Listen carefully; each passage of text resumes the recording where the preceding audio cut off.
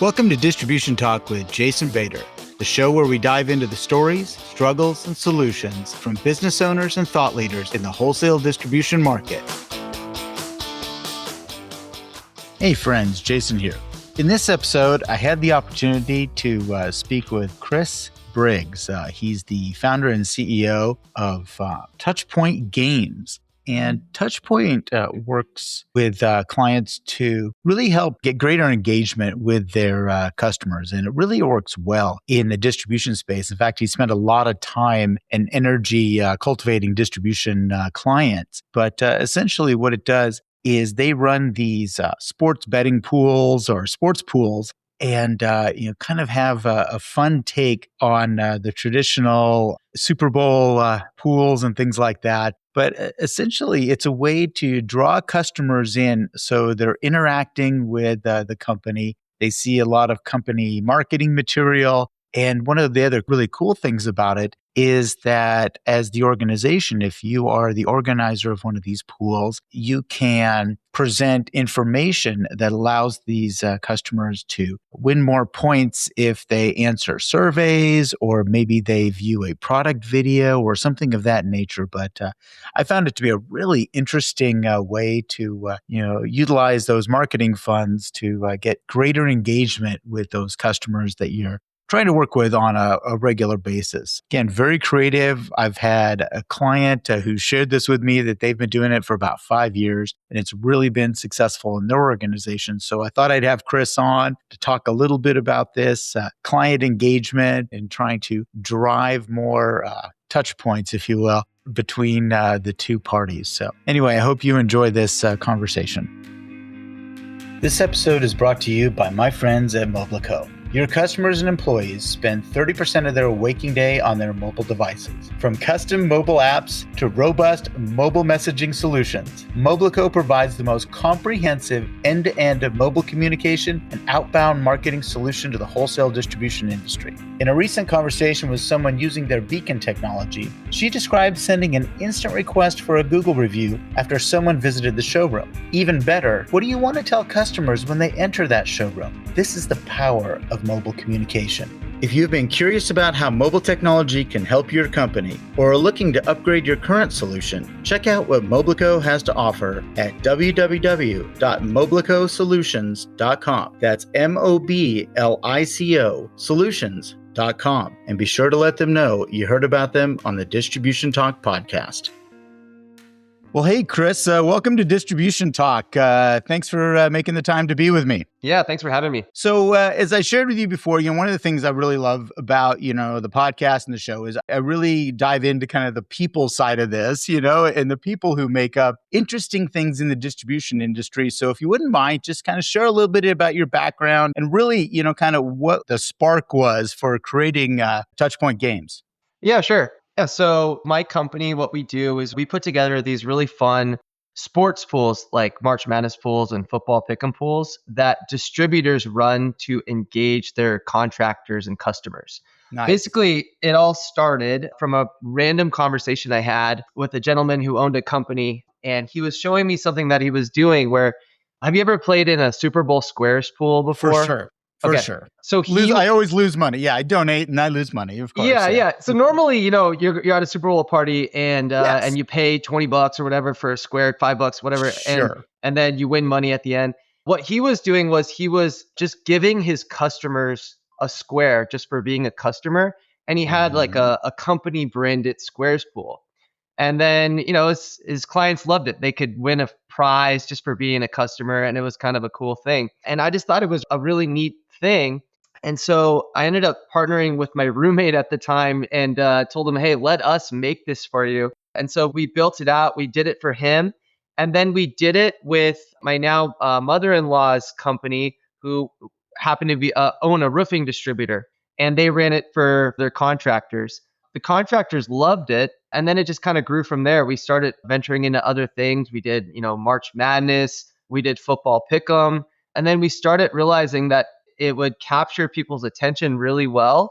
And so we started adding gamification to the pool. So like, for example, every week you would make picks in a football pool, but you can also earn points for maybe watching a product video from your manufacturer or responding to a survey question, that sort of thing. And so, yeah, so that's basically how it all started and kind of what we do. So tell me a little bit about, you got into this, that you and your roommate, kind of built this thing out, and Yeah. tell me what the response was like, and I know you said that the contractors liked it, your mother-in-law's roofing distributor, but tell Yeah. me a little bit about, like, I don't know, what were some of the downsides, what were the things you're like, oh, I better fix this, this didn't work out Well, well. I could go on and on about the Yeah, issues that we faced early on. sure, I mean, it was sure. hilarious how bad it was in the first year. I mean, I've been doing this for 12 years, so now it's on autopilot and, Good. completely new team and everything. But in the early days, I mean, it was like things were disappearing, like it was ridiculously crazy. Yeah. Yeah. Uh, Yeah. but yeah, I think the response was overall very positive though, and that's why the company exists. Uh-huh. I Uh-huh. think the biggest thing that we found was that sales reps, they like to have something fun to talk about with their customers. Right. And I've actually noticed this on a personal level. I play in fantasy football pools, for example, Sure. and I talk to my friends that are out of state way more often during football season because it's something that brings us together, right? And I so what gotcha. we found was that can relate to sales as well. When you're a salesperson, especially for a distributor, you don't want to be talking about pricing all the time, which ends up being a lot of the conversations that you have because you're Sure. selling the same products as your competitors, right? So it ultimately comes down to a relationship with your customer. And what we found was when you put them in a March Madness pool and they're competing against each other, you get some trash talk going. And it's just a fun way to interact with people. Yeah. No, that sounds great. So we talked a little bit about gamification earlier. Tell me about what gamification means when it comes to customer relationship. How those relationships are formed. What is gamification? What does that really mean to you? So gamification is essentially making something fun in order to drive more engagement with something. Okay. So, I mean, I'm sure you've seen examples of it like Duolingo. I've used that, or Hmm. they kind of make it fun. You get points when you do it every day, right? You could do that with all sorts of things. So, you could use gamification, for example, you get points for watching a product video or giving feedback to the company. And if you tie it to something that they care about, you can actually get them to do that thing. So, like, Hmm. I have Hmm. plenty of customers that will send out emails, with survey questions, for example, but they'll tell me they'll get less than 5% of people will fill it out. Absolutely. I mean, 100%. That's a very common complaint about survey work. Yeah. And the problem is everyone's doing it, right? So you're competing against everyone else that's, spamming you. Now you have AI robocalls that are, that are Sure. calling you and you Sure. get, I don't know how many emails you get every day, but I get too Oh, many. yeah. Yeah. So it's like, how do you stand out from all of that noise?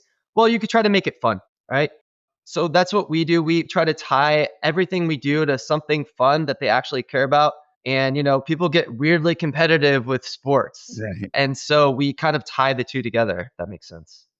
Yeah, absolutely. I mean, I think, kind of going to your personal parallel around the games during the football season, the different pools that you're in and whatnot, and how you get in touch with some of the people that you don't always talk to throughout the year. Think about, how does that work? I mean, what have you seen, I guess, is the better question, for how salespeople and contractors or their customers are now communicating very frequently during this, in this case, the football season.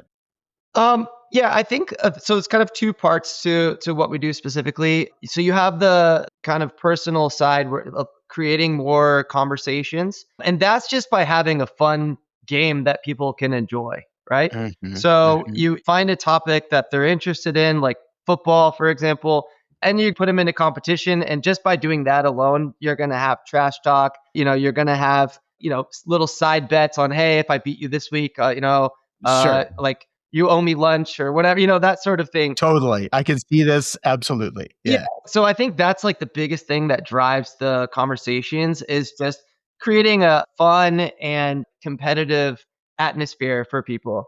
As far as gamification goes, typically we work with marketing directors or people on the marketing side. We'll say, all right, what kind of content are you guys trying to push out to your contractors, right? Sure. Do, Sure. do you want them to learn about a new product? Yes. Do you want to collect certain feedback from your customers about what types of projects they have on the horizon?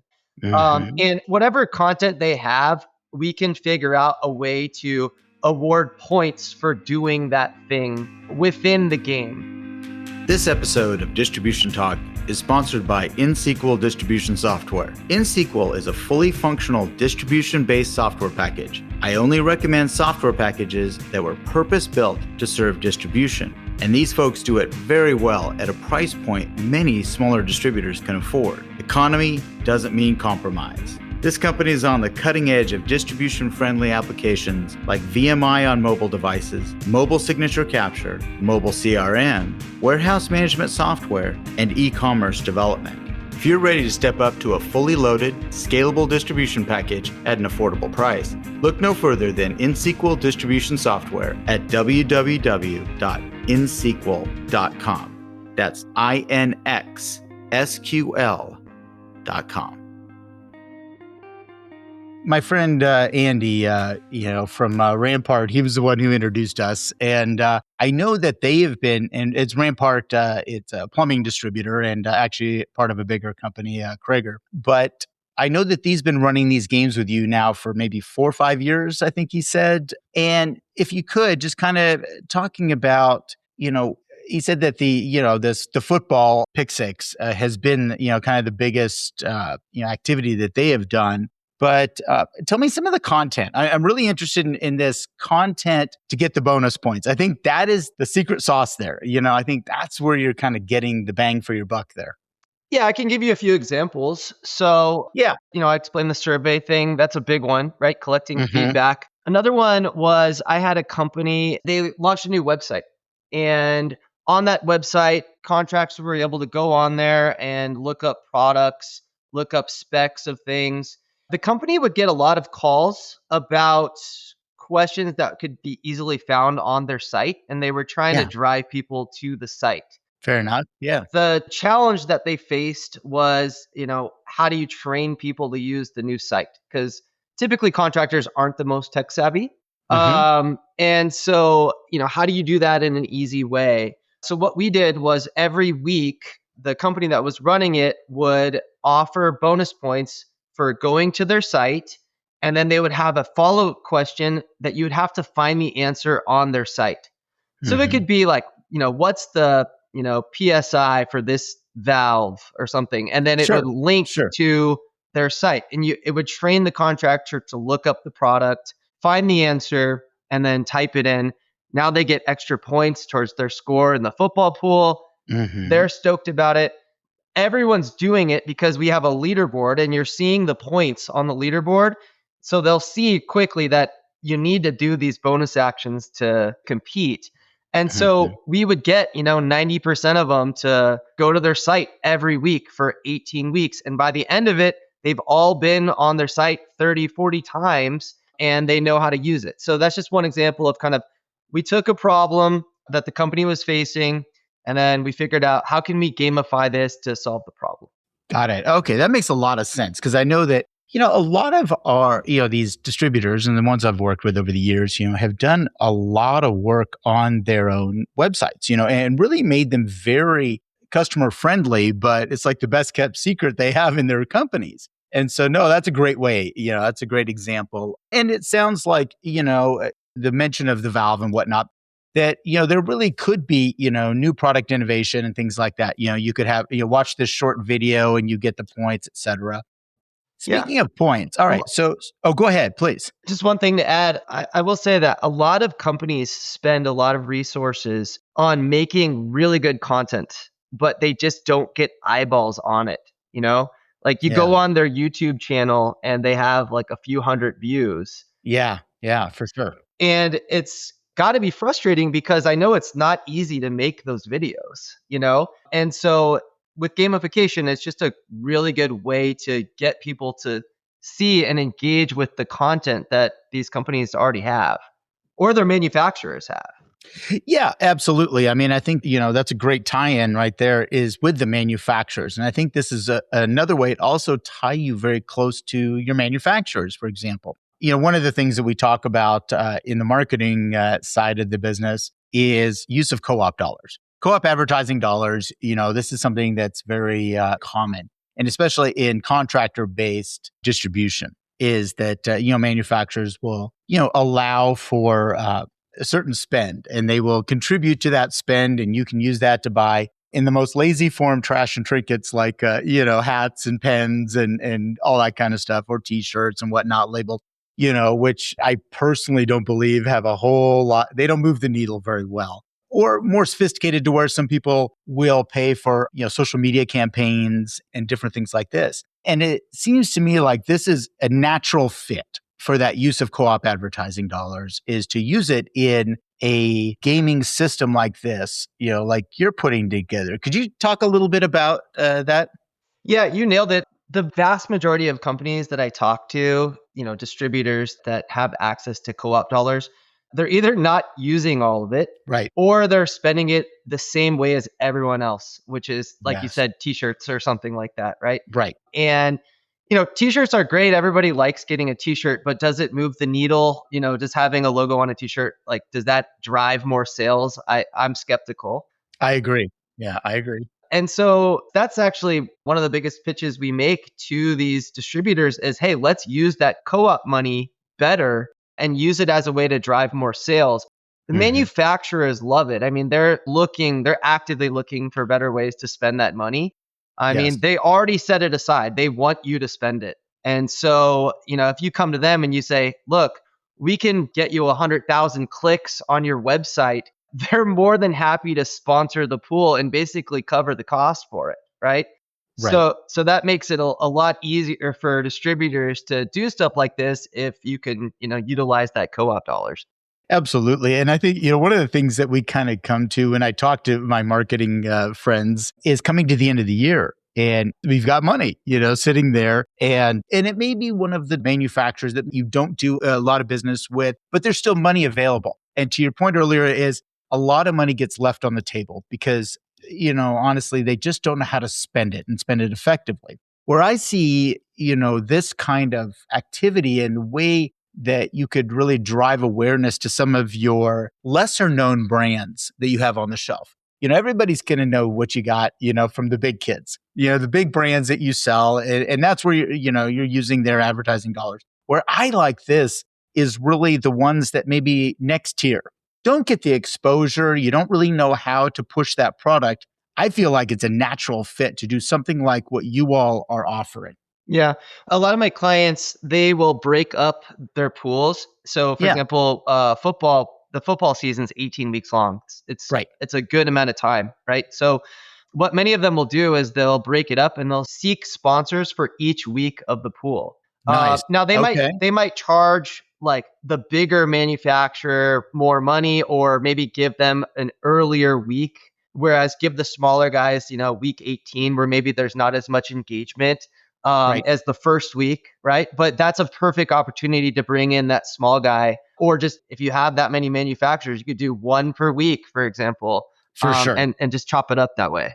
Yeah. Well, yeah. And I would say that, the average distributor, depending on, of course, what you sell, but the average distributor has, over 300 suppliers that they buy from. And I would say that probably at least 50 to 80 of those have co-op advertising dollars available. And maybe even more than that, maybe shooting way low. But I think to your point, yes, that's where we can start using co-op advertising and start engaging some of those manufacturers that maybe are not as high on your purchase list or whatnot. Let's see if we can bump those numbers. I mean, every distributor has what I would consider unproductive categories that they have on the shelf. They sell them when asked, but nobody really pushes this. This might be a great way to introduce that unproductive category to the contractor base or the customer base here. Yeah, absolutely. And we can measure it too. So not only will we do it, but we can provide reports back to the company that's running the pool. So we'll Yeah. say, this is how many clicks you got. This is how many survey responses you have. They could even provide the manufacturer that sponsored the pool with the data if they wanted to. For sure. So the manufacturers see a lot more value in something like that versus a t-shirt or something like that.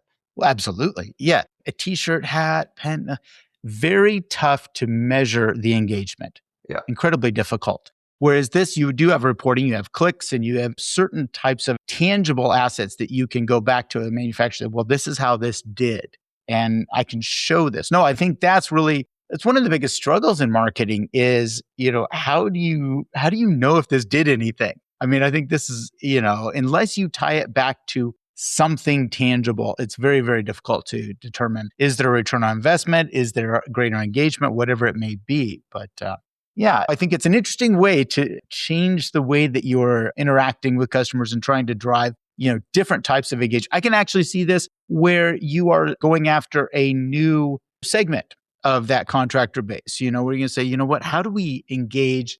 Let's say we're looking at electrical distributors. Maybe we're looking at how do we look at the people who work on low voltage? Maybe I'm wanting to cultivate that particular segment, something like of that nature.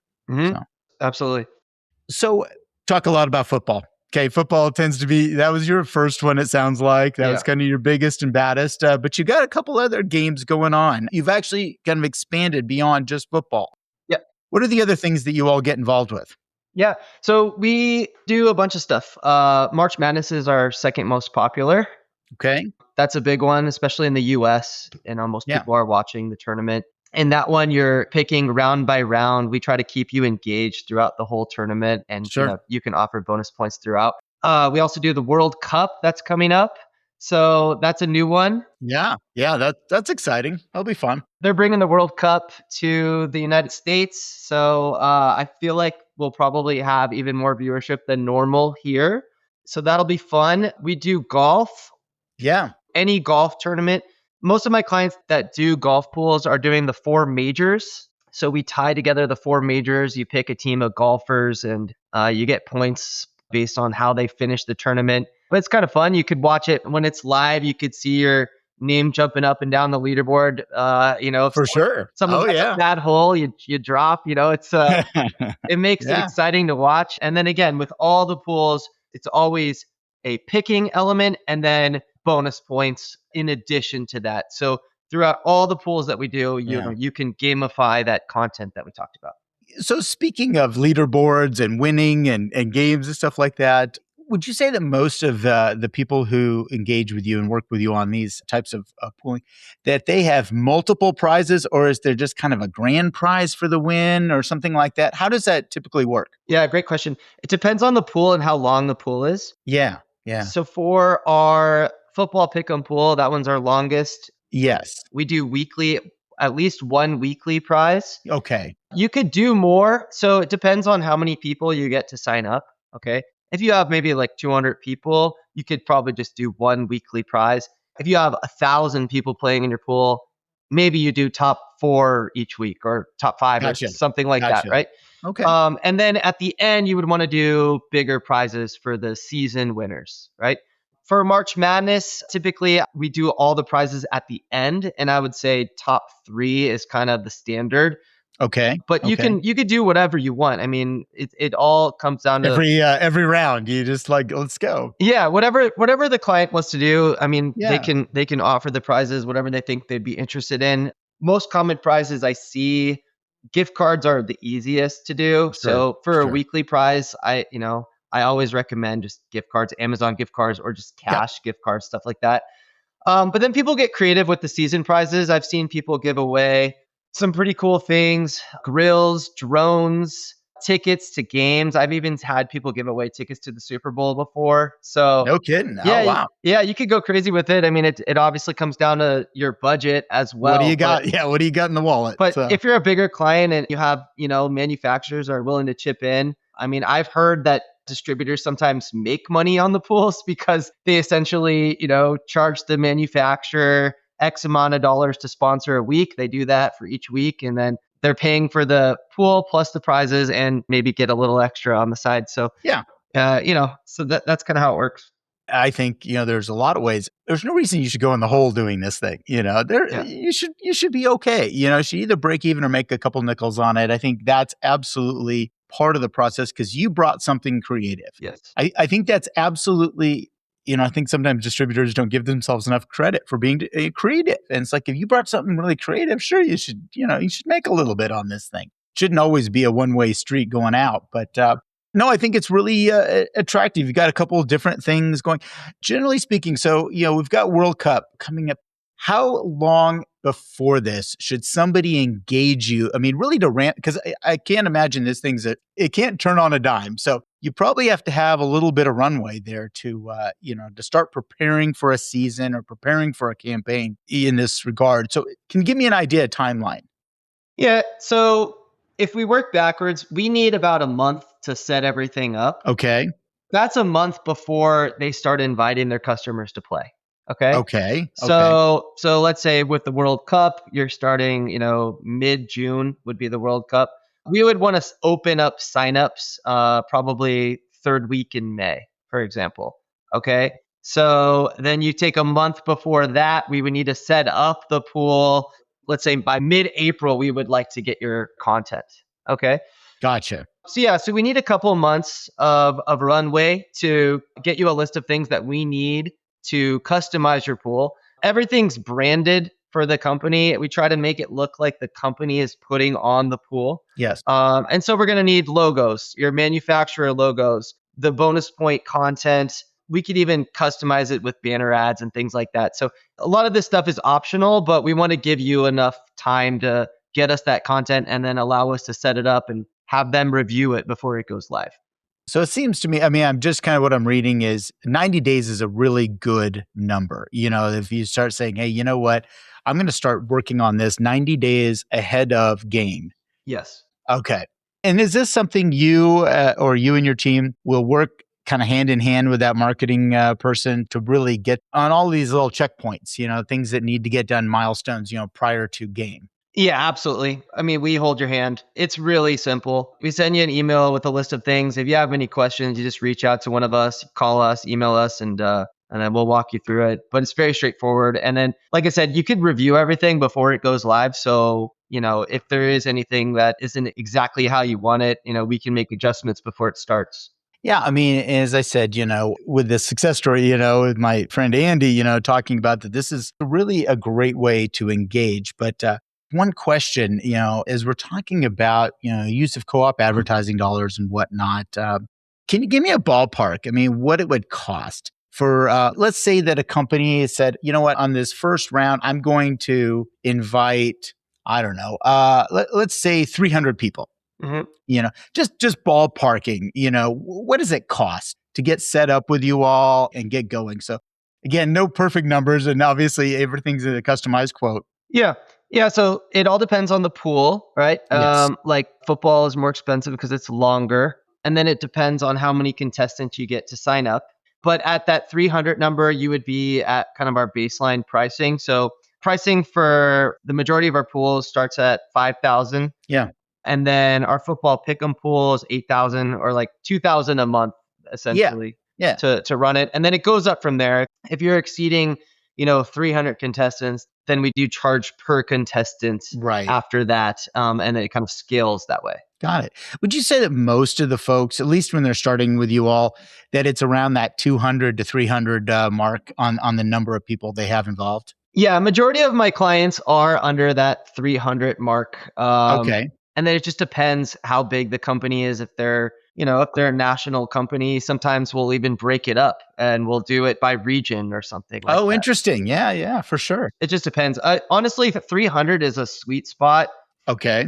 for fun, in my opinion, Okay. because Okay. like if you're competing against 2,000 people, you have to make perfect picks to have a chance to win. You know what I Sure. mean? Sure. If you're playing against 300, you just have a better shot. So that is kind of our sweet spot is around that number.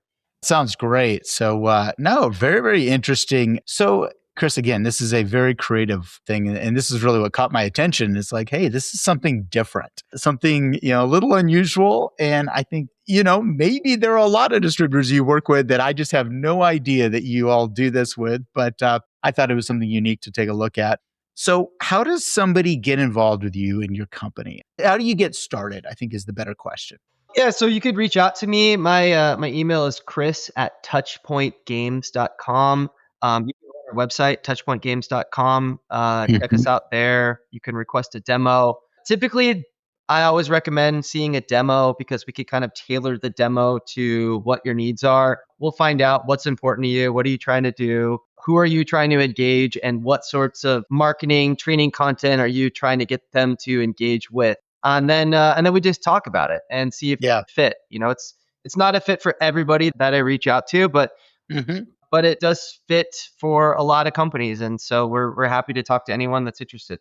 Sounds great, man. I think that, and this is something that I was thinking about, as you started to add different games, and you started to look at, like World Cup, I'm thinking, all right, where is that going to fit? And then I started to think, okay, well, maybe landscape, people that are in the landscaping business and, in the ag business and those types of things. And, I think it's just really, there's a lot of creativity that can go in here. So, and obviously I'm going to link all of the, your information and how to get in touch with you and whatnot in the show notes of this. But, Chris, this has been fantastic, man. This is really interesting. I think what you all have going is unique. And, I wish you a lot of luck with this. This is really, as I said, a very different way of trying to engage that customer base. And I think also adding in the educational component, or the survey component, the feedback component.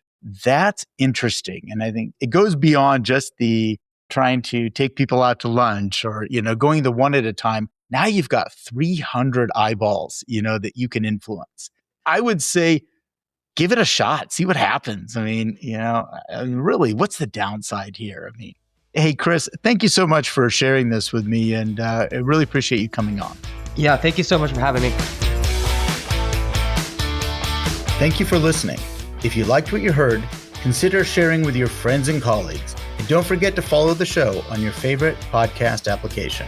Links to sponsors, products, and services mentioned during this episode can be found in the show description area or at www.distributiontalk.com. Distribution Talk is edited and mixed by the brilliant team at the Creative Impostor Studios. This episode was brought to you by my company, the Distribution Team. We are a consulting services firm dedicated to helping wholesale distribution clients remove barriers to profitability, generate wealth, and achieve personal goals. To learn more about how we can help your company succeed, check us out at www.thedistributionteam.com.